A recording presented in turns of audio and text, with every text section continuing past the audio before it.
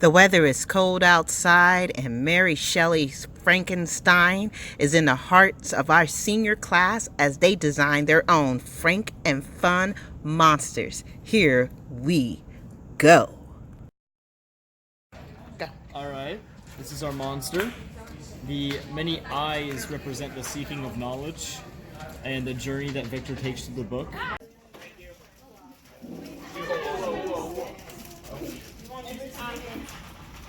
Hey, can you have some rocks? Kevin, we also have red dots for acne. Wait, what is that? Spiral into madness, one might say. The feathers represent the different locations he went to, such as the Antarctic, the mountains, and the different lengths he went to find the monster. So like a compass? Mm-hmm. Okay. And the hair represents his experiments with other bits of life, how messy it all was, and how messy the entire situation was. Right, so to start off, yes, it's very abstract, but we did that on purpose, so that way it's derivative of kind of Picasso you see with the nose, the face shape. Okay. Just like how he sought to make beauty out of abstract concepts, Frankenstein sought to create a beautiful monster to replace his mother using abstract body parts. You also notice he has many androgynous features. He's got kind of a more male nose, but a female eye, earrings, but kind of more pointed male ears, and that's because he's going through a personal confusion and transformation, which I think is best shown through a transgender's struggles and changes, because he too is seeing himself as a monster, having those conflicts inside. You'll see he also has many elements of scary. We put the red eyes in and the pointy horns and the cracked skin because everybody sees him as a monster, but we did on purpose. We chose the pretty feathers, the glittery tubing, showing how he does want to fit in though, and he does have some beauty inside him, and how you need to look further. The placement of his eyebrows, usually in arts, it shows concern. Mm-hmm. Just like how he is concerned and sad for how others look at him, and how he is abandoned from his father, and this, what kind of father? Creator, and how that makes him sad. He also has really asymmetrical features. So the thing is going down, going up, ears in different places, a feather, the earrings, eye shapes, and that's because psychologically and scientifically it's proven that if you have asymmetrical features, then you're more likely to be seen as ugly, and that shows how he is seen as ugly, not only in like the way you look, but psychologically he's seen as ugly. Yeah. And the feather signifies how he tries to flee from his own actions. Like he committed murder, and he blamed it all on his creator Frankenstein, who abandoned him, and he blamed it on that. But notice that it's a down feather, which only occurs in fletchlings, so it shows that he's young and naive. Alrighty, thank you. He's always in the movies described as kind of gray and green, so we have the green hair to represent that. We have our yellowish eyes. You can see the cartilage right here, so that's representing the decay of his body. His teeth are also kind of decaying. He has his sutures right here and his bolts.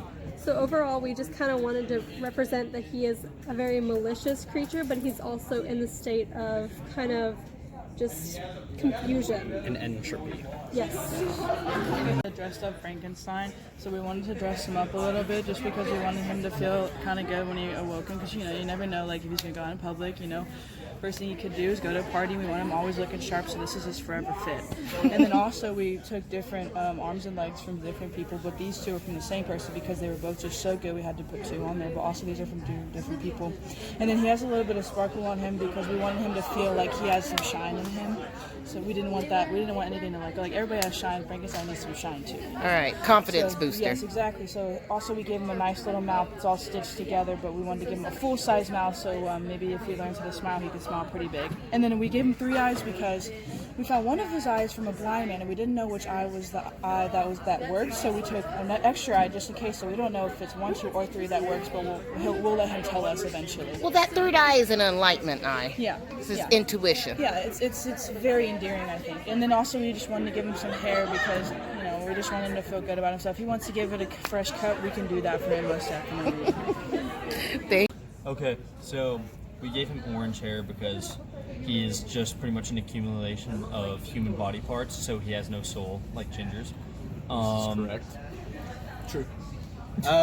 He's hitting the Heisman pose because he's victorious over Victor Frankenstein. He has a long pointy nose because he's known for being mischievous and lying throughout the book, kind of like Pinocchio. Okay. The asymmetrical eyes. Yes.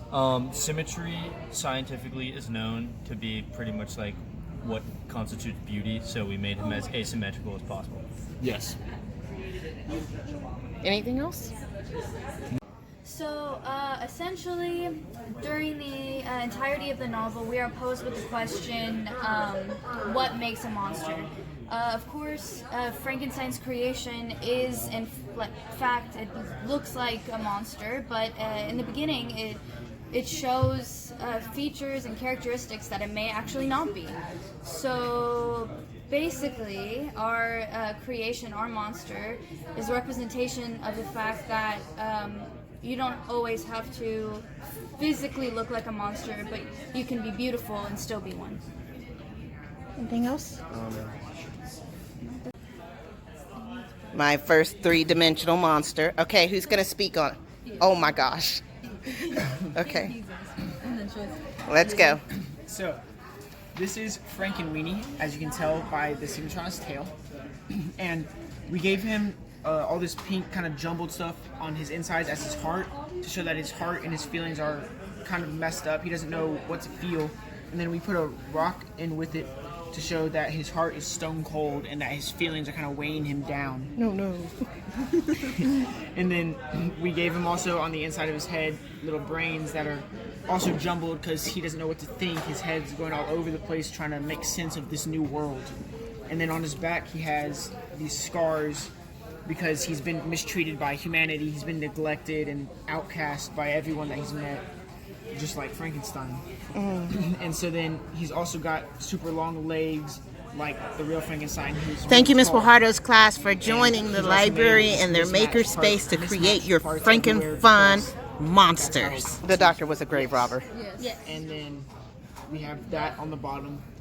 Doesn't signify anything. The end.